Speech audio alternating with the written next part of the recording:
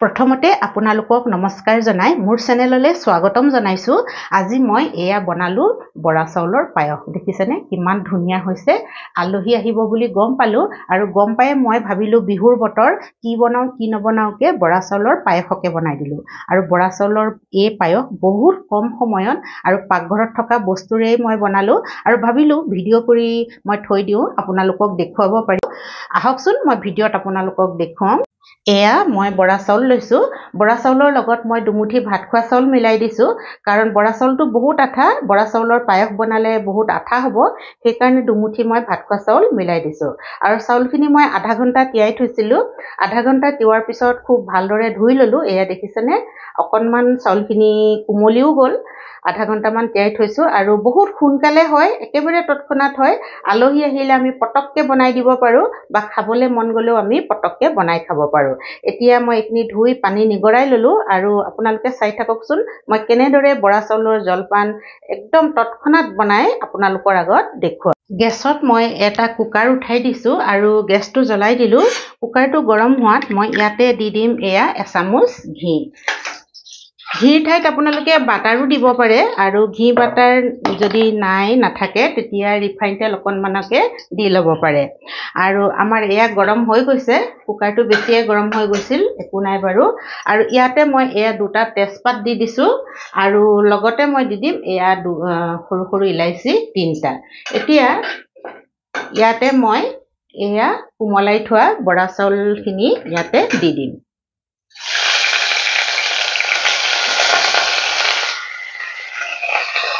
এতিয়া ভালদৰে লৰাই দিছো আৰু অকণমান দেৰি মই এনেদৰে ভাজি থাকিম। এয়া দেখিছেনে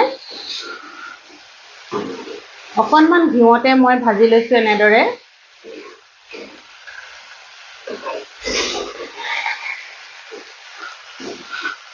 এয়া হৈ গৈছে আমাৰ। আৰু এতিয়া ইয়াতে মই প্ৰথমতে পানী দিম।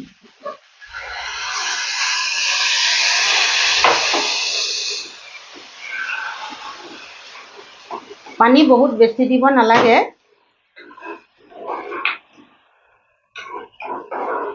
এয়া দেখিছেনে আৰু অকণমান পানী দি দিওঁ মই, বাছ হৈ যাব।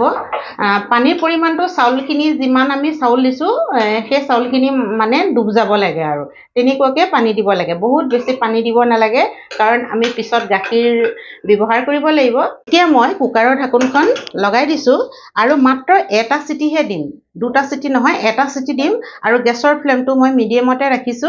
পটককে চিটি মাৰিবই হৈয়ে যাব। তাৰপিছত মই কি কৰো আপোনালোকক ধুনীয়াকে দেখুৱাই থাকিম। মই এটা চিটি মৰাৰ পিছতে কুকাৰটো বন্ধ কৰি দিছিলো, সেইটো আৰু আপোনালোকক দেখুওৱা নহ'ল। এয়া দেখিছেনে এতিয়া মই ওচৰৰ পৰা দেখুৱাইছো। এয়া চাওকচোন আমাৰ বৰা চাউলখিনি মানে 80% সিজি গ'ল আৰু 20% সিজিবলৈ বাকী আছে। সেইকাৰণে মই এটা চিটিতে অফ কৰি দিছিলো। একেবাৰে ধুনীয়া ভাতৰ লেখীয়া জৰজৰীয়া হৈ গ'ল বৰা চাউল। দেখিছেনে ইমান যেন আঠায়েই নাই বৰা চাউলত, এনেকুৱা হৈছে। এতিয়া মই এই বৰা চাউলত মিলাই দিম একাপ গাখীৰ। এয়া একাপ গাখীৰ দি দিলো আৰু গেছটো মই এতিয়া জ্বলাই দিছো মিডিয়াম ফ্লেমত। আৰু এইখিনি এতিয়া ভালদৰে মিলাই দিম।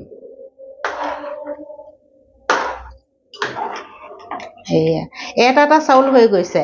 আমি যে ঘিউত ভাজি লৈছিলো সেইকাৰণে বৰা চাউলৰ জলপান এনেদৰে যদি বনাই ঘিউত অকণমান ভাজি ল'ব লাগে, তেতিয়া বৰা চাউলৰ জলপানখিনি লাগি নধৰে। এয়া দেখিছেনে একদম লাগি ধৰা নাই। এয়া ওপৰৰ পৰা মই আপোনালোকক তললৈ দি দেখুৱাইছো। দেখিছেনে একেবাৰে আমাৰ লাগি ধৰা নাই। সেয়া এতিয়া আমি গেছৰ ফ্লেমটো মানে মিডিয়ামতে ৰাখিছো, ল' মিডিয়ামতে ৰাখিছো। আৰু ইয়াত মই আৰু এটা বস্তু মিলাম, সেয়া হৈছে পাউডাৰ গাখীৰ। এইখিনিও মই এতিয়া ইয়াতে দি দিম।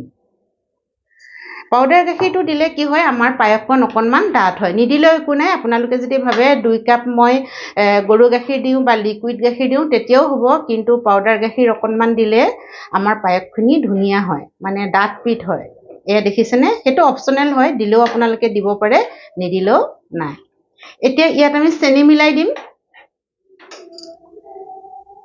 এয়া চেনি মই চাউল যিমান লৈছিলোঁ এপোৱা মানে ষ্টিলৰ বাতি এটাত এবাতি আৰু আধা বাতিতকৈ অকণমান বেছি চেনি হ'ব আৰু চেনিটো সোৱাদ অনুসৰি আপোনালোকে দিব কিমান ভাল পায় নিজৰ সোৱাদ অনুসৰি চেনি মিলাই ল'ব এয়া চাওক এয়া মই চেনি মিলাই দিলোঁ চেনিখিনি গলাৰ লগে লগে আৰু এয়া আমাৰ পায়সো অকণমান পনীয়া হৈ যাব আৰু ইয়াতে মই মিলাই দিম এয়া নাৰিকল এচামুচমান হ'ব এচামুচ 1.5 চামুচমান হ'ব নাৰিকলৰ পাউডাৰ হয় এয়া মই মিলাই দিছোঁ এইটো অপচনেল নিমিলালে একো নাই মোৰ আছিলে কাৰণে মই মিলাই দিছোঁ এটা খাবলৈ বহুত ধুনীয়া সোৱাদ লগা হয় সেইকাৰণে এয়া আৰু ইয়াত অকণমান মিলাই দিম কাজু আৰু এয়া খিচমিচ কাজু 7টামান কাজু সৰু সৰুকৈ কাটি লৈছোঁ আৰু এই 15টামান খিচমিচ হ'ব পায়সত কাজু আৰু খিচমিচ মিলালে খাবলৈ বহুত ভাল লাগে নহয়নে সেইকাৰণে মই মিলাই দিছোঁ আছে কাৰণে মিলাইছোঁ নাই যদি একো কথা নাই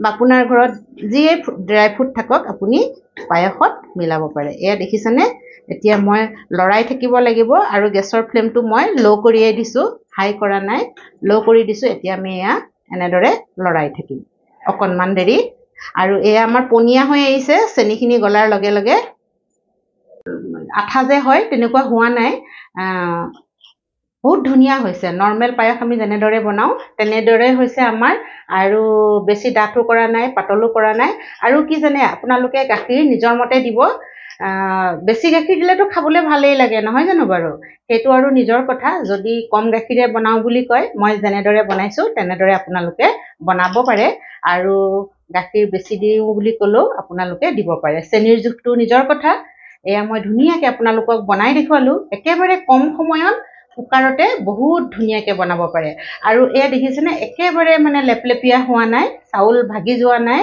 চাউলখিনিও একদম ধুনীয়াকৈ এটা এটা হৈ আছে কিন্তু ধুনীয়াকৈ সিজি গৈছে আৰু এতিয়া আমাৰ এয়া ধুনীয়াকৈ হৈ গ'ল আৰু মই গাখীৰ দিয়াৰ পিছত একেবাৰে চিম গেছত বনাইছোঁ দেই গেছটো বেছি নকৰিব জ্বলি যাব পাৰে সেইকাৰণে সেইকণ সময়ে অকণমান লাগে বাৰু একদম আলহী আহিলেও আলহী বহুৱাই পটককৈ বনাই দিব পাৰোঁ আৰু খাবলৈ বহুত সোৱাদ লগা হয় বৰা চাউলৰ পায়স আপোনালোকে যদি বনাই খাইছে গম পায় মই বহুত ভাল পাওঁ এয়া সেইকাৰণে মই আপোনালোককো বনাই দেখুৱালোঁ এতিয়া মই ধুনীয়াকৈ চাৰ্ভ কৰি দেখুৱাম আপোনালোকক এয়া মোৰ বৰা চাউলৰ পায়স বনাই হৈ গ'ল আৰু মই ধুনীয়াকৈ বানবাটিত সজাই থৈছোঁ মই কৈছোঁ আপোনালোকক আজি আমাৰ ঘৰলৈ আলহী আহিব আলহী অহা বুলি গম পাই মই পটককৈ কি বনাওঁ কি নবনাওঁকৈ ভাবি বিহুৰ সময়তে যেতিয়া আলহী আহিছে বৰা চাউলৰ পায়সকে বনালোঁ আৰু একদম কম সময়ত ঘৰত থকা বস্তুৰে বনালোঁ কিন্তু খাবলৈ বহুত সোৱাদ লগা হয় আৰু আপোনালোকে দেখিলেই মই কেনেদৰে বনাইছোঁ যদি আপোনালোকে বনাইছে সোৱাদটোৰ কথা গম পায় যদি নাই বনোৱা এনেধৰণে বৰা চাউলৰ পায়স আপোনালোকে বনাব পাৰিব আৰু ভিডিঅ'টো চাই যদি ভাল লাগিলে লাইক কৰিব শ্বেয়াৰ কৰিব আৰু কমেণ্টছো কৰিব যিসকলে মোৰ চেনেলটো ছাবস্ক্ৰাইব কৰা নাই তেওঁলোককো অনুৰোধ কৰিছোঁ যাতে মোৰ চেনেলটো ছাবস্ক্ৰাইব কৰি লয় তেতিয়া মোৰ নতুন নতুন ভিডিঅ'বোৰ পাই থাকিব আৰু কাষতে থকা বেল আইকনটো দবাই দিব শেষৰলৈকে ভিডিঅ'টো চোৱাৰ কাৰণে বহুত বহুত ধন্যবাদ জ্ঞাপন কৰিলোঁ এইদৰে মোক মৰম আৰু সহায় সমৰ্থন কৰি মোৰ চেনেলটো আগবঢ়াই লৈ যাব বুলিও বিশ্বাস কৰিলোঁ শেষত বহুত বহুত ধন্যবাদ